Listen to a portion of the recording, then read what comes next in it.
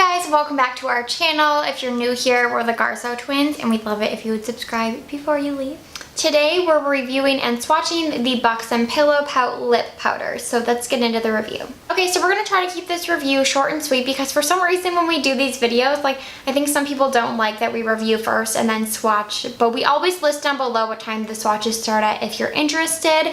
But yeah, if you want to skip ahead, just skip ahead and go to the swatches. Yeah, but we just want to review it for you guys as well so you know if it's worth purchasing. So these retail for $22 each and there are 10 different shades, so I feel like that's a pretty good range. I'm wearing the shade So Spicy on my lips and I'm wearing Seduce Me, yeah, which are two of our favorite shades. So these, let me see like what they say. So it says a unique lip powder that delivers a blotted semi-matte finish for all-day comfortable wear. I would definitely agree with that. I feel like it gives like the blotted matte look, which we really love. It's but like a little more opaque. Like it's definitely not sheer. It does just look like you put on some lipstick and then blotted it once. Yeah. Which is the look that we really love, which we do with most of our lipsticks. We always blot them down to make them last longer and so they don't sit in your fine lines. They have a more thin feeling, which this does feel very thin on the lips. Yeah.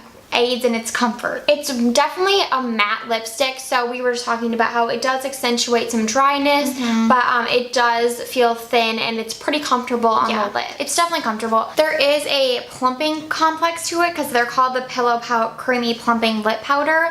So you can kind of feel like this peppermint feeling on the lips, which I'm not a fan of. I wish they would just extract that from this formula. I know it's Buxom's thing, is like all their products are like lip plumping, but it doesn't really make sense for like a lip powder. I feel like it just is a little disconnected. Yeah, so I guess we should go into the things we like and then the things we don't. So we've already mentioned that we love the finish of these because it looks like a blotted lip. It doesn't sit in your fine lines at all, and the range is nice. The 10 different shades that they do have is nice, and it's easy to apply. It's easy to apply. It has like this, oh, I can't open it.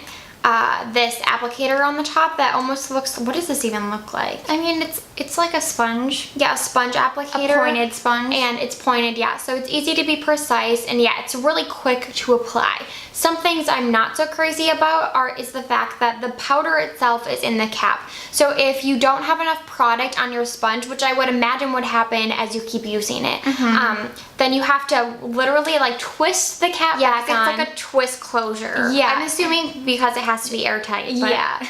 Just to get more product. So I think that's a little silly, like, because it's just a little bit difficult to reapply.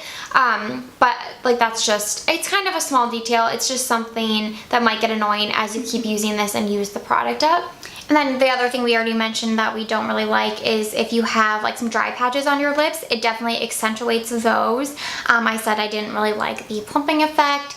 And I do want to say that the stickers on the bottom do not match the shades inside. Like this one's all right. I mean, I don't know if you can even see this, but this is so much lighter than how it looks on my lips. And I feel like they just don't match at all. So if you're in Sephora and like there aren't testers available, I feel like you're just going to be blindsided if you pick up a shade thinking it's one thing and then when you get it home it's something completely different. So that's a minor detail. I would just highly recommend watching a swatch video such as this before you go and decide what shade you want, because there are also some inconsistencies in the formula. Like we really like the two we have on now, but you'll probably see in the swatches that some apply more patchy than others. And last swatch video we did, we ended up telling you our favorites down in the description below. So we'll do the same thing so then you know which ones like we would actually purchase and then which ones we would just pass on. Yeah. So let's do a rating. Okay, this is hard. 1 through 10, we always do a rating. Okay, I have one.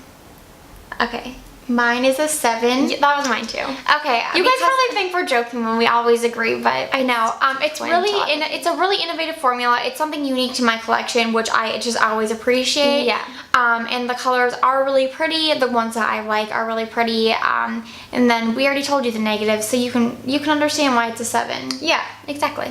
Okay, let's get into the swatches.